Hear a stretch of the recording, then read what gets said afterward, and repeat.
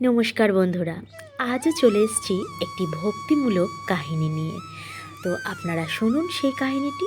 আমার মনে হয় আপনাদের সবারই কোনো না কোনো জায়গায় গিয়ে একটু হলেও ভালো লাগবে। বন্ধুরা, শনিবার দিন এই তিনটে সবজির মধ্যে যে কোনো একটি সবজিও যদি আপনি আপনার বাড়িতে রান্না করে খান, তাহলে কিন্তু আপনার ভাগ্য ফিরবেই ফিরবে। বন্ধুরা, আমরা সবাই যেটা জানি, এই শনিবার দিন কিন্তু বাবা শনিদেবের পুজো করা হয়। আর এই শনিবার দিন কিন্তু অনেক মানুষই বিশেষ বিধিনিষেধ মেনে চলে এবং নিয়ম মেনেই কিন্তু শনিদেবের পুজো করে থাকেন। আবার অনেকেই আছে এই শনিদেবের নাম শুনলে কিংবা দেবতাকে দর্শন করলেও কিন্তু ভয় পায়।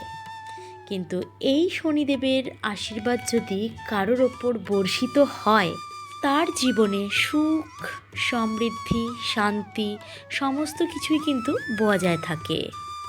আর হ্যাঁ বন্ধুরা, যেই মানুষের ওপর বাবার কুদৃষ্টি পড়ে তার জীবন কিন্তু পুড়ে ছারখার হয়ে যায়। যারা বাবার নাম শুনলে কিংবা দর্শন করলে ভয় পান, তাদের উদ্দেশ্যে বলছি, আর ভয় পাবেন না।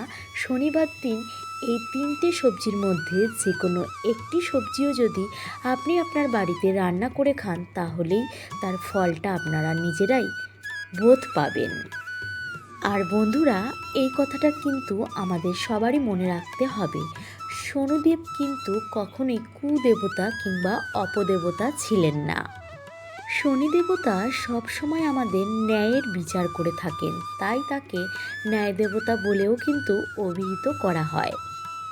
অর্থাৎ যে মানুষ জীবনে ভালো কাজ করে, সৎ পথে চলে, সেই মানুষই কিন্তু জীবনে এগিয়ে যেতে পারে। আর সেই সব মানুষদের মাথার ওপর সব সময় শনিদেবের আশীর্বাদ থাকে। আর যে মানুষ সমাজে মানুষের ক্ষতি চায়, খারাপ চায়, আরও খারাপ খারাপ কাজের সাথে যুক্ত থাকে, সেই সব মানুষদের ওপর শনিদেবের থাকে কুদৃষ্টি। আর কুদৃষ্টি যাদের ওপর থাকে তাদের কিন্তু জীবন একদম ছারখার হয়ে যায়। এক্ষেত্রে বন্ধুরা, আমরা একটা কথাই বলতে পারি, যেমন কর্ম তেমন ফল। আমরা যদি আমাদের কর্ম ঠিক রাখি, তাহলে কিন্তু ফলটাও ঠিকঠাক পাবো, তাই নয় কি বন্ধুরা? তাহলে আমাদেরকে সব সময় সৎ পথে চলতে হবে, তাহলেই কিন্তু বাবা শনিদেব আমাদের ওপর কুদৃষ্টি নয় সুদৃষ্টি প্রদান করবে। আর বন্ধুরা, আমাদের কিন্তু শনিদেবকে ভয় পাওয়ার কিছু নয়। অন্য অন্য দেবতাদের মতো শনি দেবতারও কিন্তু একটি নরম মন আছে।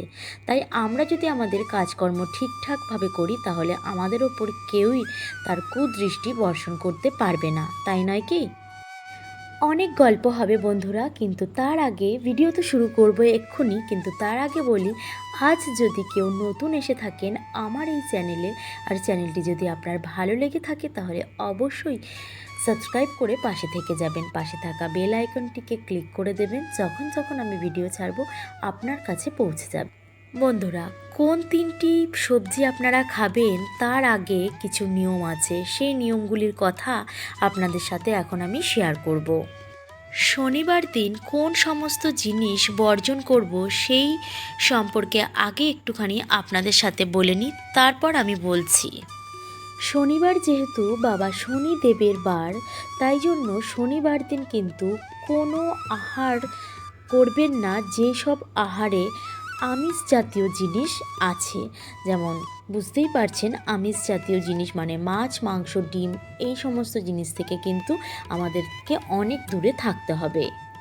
শুধুমাত্র যে খাবেন না তা নয়, ঘরেও কিন্তু রান্না করবেন না। এটা করলে কিন্তু বাবা শনিদেব ভীষণ রাগান্বিত হন। নিরামিষ আহার করবেন, বাবা শনিদেবের পূজা অর্চনা করবেন, আর শনি চল্লিশা পড়বেন। 2 নম্বর বিষয়টি হলো সর্ষের তেল। শনিবার দিন কিছুতেই আপনি আপনার রান্নায় সর্ষের তেল ব্যবহার করবেন না, এবং গায়েও কিন্তু সর্ষের তেল ব্যবহার করবেন না। কারণ শনিবার দিন কিন্তু এই সর্ষের তেল শনি দেবতাকে চড়ানো হয়, তাই জন্য এই সর্ষের তেল আমাদের বর্জন করতে হবে। আর এর পরে যেই জিনিসটির কথা বলবো সেটি হচ্ছে গোলমরিচ। বন্ধুরা, এই দিন কিন্তু আপনারা গোলমরিচটি খাবেন। গোলমরিচ যেমন একটি উপকারী জিনিস, তেমনি কিন্তু এর গুণাগুণও খুব বেশি। বন্ধুরা, এরপরে যে জিনিসটির কথা বলবো সেটি হচ্ছে বেগুন পোড়া। আপনারা কিন্তু শনিবার দিন ভুল করেও কিন্তু এই বেগুন পোড়া খাবেন না। শুধুমাত্র যে বেগুন পোড়া তাই নয়, কোনো প্রকার পোড়া জাতীয় জিনিস আপনারা মুখে তুলবেন না। তবে হ্যাঁ, বেগুন পোড়া আপনারা খাবেন না, কিন্তু শনিবার দিন যদি কোনো ব্যক্তিকে আপনি বেগুন দান করতে পারেন তাহলে কিন্তু শনির দশা থেকে একটু হলেও আপনি মুক্তি পাবেন। সর্বোপরি এই কথাটিই বলবো যে শনিবার দিন বেগুন বর্জন করুন আপনি আপনার রান্না থেকে। বন্ধুরা, এর পরের জিনিসটি হলো শুকনো লঙ্কা। আপনারা কিন্তু এই দিন শুকনো লঙ্কা কোনো তরকারিতে কোনো সম্বরণে ব্যবহার করবেন না। শুধু শুকনো লঙ্কা নয়, তার সাথে কিন্তু পাঁচফোড়নও ব্যবহার করবেন না। তাহলে বন্ধুরা, এটাই মেনে চলবেন যে কথাগুলি আমি বললাম একটু আগে, যে এই জিনিসগুলো বর্জন করুন। আর কী কী জিনিস আপনাদেরকে খাওয়ার কথাও বলা হয়েছে, এগুলো একটুখানি মেনে চলুন আপনারা। বন্ধুরা, এরপর আমি আপনাদেরকে জানাবো কোন 3টি সবজি আপনারা রান্না করে খেলে আপনাদের জীবন হয়ে উঠবে খুব সুন্দর। আমার প্রিয় বন্ধুরা, আমি প্রথমে যে খাবারটির নাম বলবো সেটি হলো অনেকেরই প্রিয় মুগ ডাল। হ্যাঁ বন্ধুরা, আপনারা ঠিকই শুনেছেন, মুগ ডালের কথাই আমি বলেছি। তাই বলছি বন্ধুরা, শনিবার দিন যে কোনো রান্না আপনি করুন না কেন, তার সাথে কিন্তু মুগ ডালটা অবশ্যই রাখবেন। আর যেহেতু আমাদের অনেকেরই কিন্তু শনিবার নিরামিষ খেতে হয়, তাহলে মুগ ডাল রাখতে কোনোই সমস্যা নেই। দ্বিতীয় যেই জিনিসটির কথা বলবো সেটি হচ্ছে, হ্যাঁ বন্ধুরা, আপনারা ঠিকই দেখছেন, সেটি হচ্ছে লাউ। লাউয়ের যদি কোনো রেসিপি আপনারা শনিবার দিন রান্না করে খেতে পারেন তাহলে খুবই ভালো হয়। বন্ধুরা, আমি এরপরে যেই জিনিসটির নাম বলবো সেটি অনেকেরই প্রিয় খাবার। সেটি, হ্যাঁ বন্ধুরা, আপনারা ঠিকই দেখছেন, সেটি হচ্ছে পনির। এই দিন শনিবার দিন যদি আপনি আপনার রান্নাঘরে পনিরের যোগান রাখেন তাহলে কিন্তু ভীষণই ভালো হয়। আর পনির খেতে অনেক বাচ্চা থেকে বয়স্ক সবাই কিন্তু ভালোই বাসে। এই পনিরটা কিন্তু অনেকেরই প্রিয় খাবার। আর হ্যাঁ, সবাইয়ের যে প্রিয় খাবার হবে এমন কোনো কথা নেই। যাদের এই জিনিসটি খেতে খারাপ লাগে তাদের জন্য আরও 2 রকমের খাবার রান্নার কথা আমি কিন্তু বলেছি। সেই দুটোর মধ্যে যে কোনো একটি কিন্তু আপনারা খেতেই পারেন। টোটাল 3 রকমের খাবারের কথা বলা হয়েছে, মুগ ডাল, লাউ আর পনির। এই 3টের মধ্যে যে কোনো একটি আপনারা খেতে পারেন, খেলে কিন্তু আপনার অনেক ভালো হবে জীবনে।